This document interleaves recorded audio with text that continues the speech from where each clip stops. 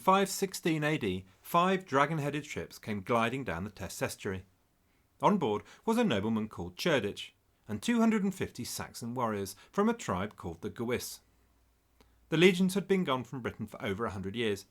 Britain had split into a series of petty kingdoms, and some of these kingdoms paid mercenaries from Germanic tribes, the Angles, Saxons and Jutes, to help protect their frontiers and fight their wars.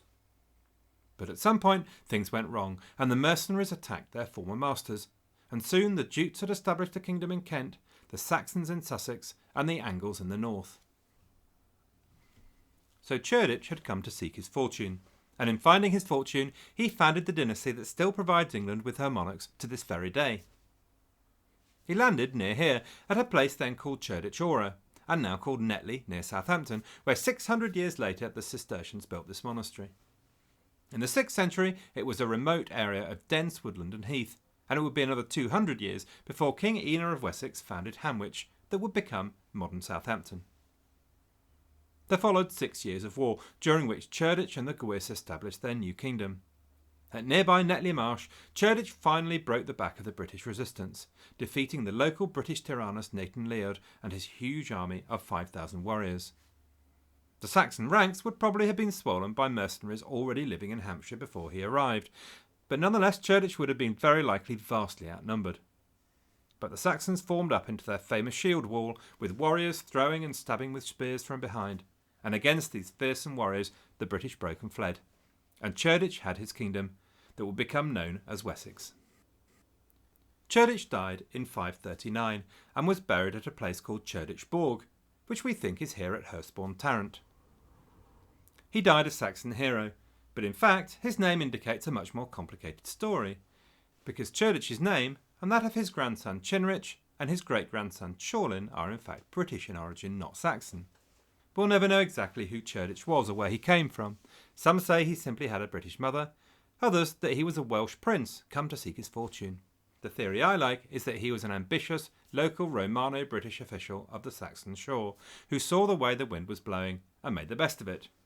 Cerdic was succeeded by his grandson Cynric, but for the next 20 years Cynric could do little more than hold on, because the British had found their own hero, possibly the man we call King Arthur, who won a great battle against the Anglo-Saxons at Mons Badonicus.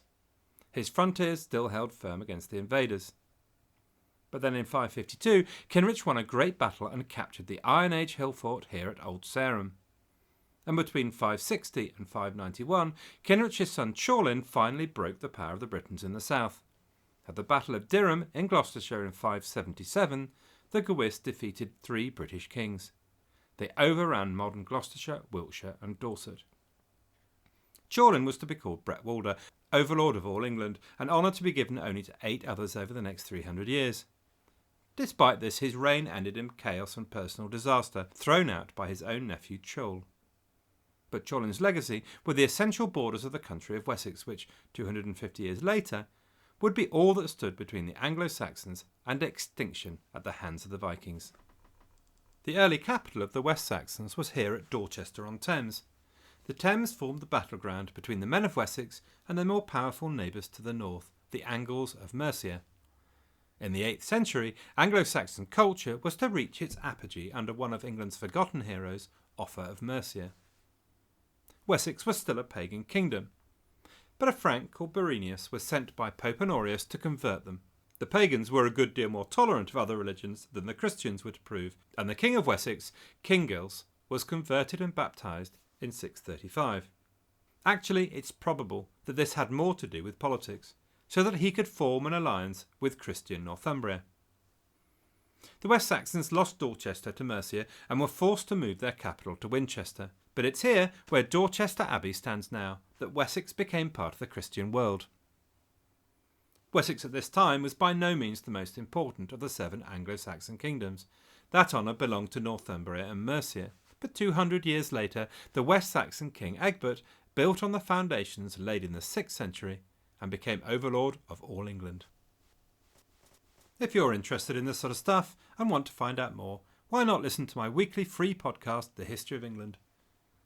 You can find it at my website, historyofengland.typepad.com, or download it from iTunes by searching for The History of England.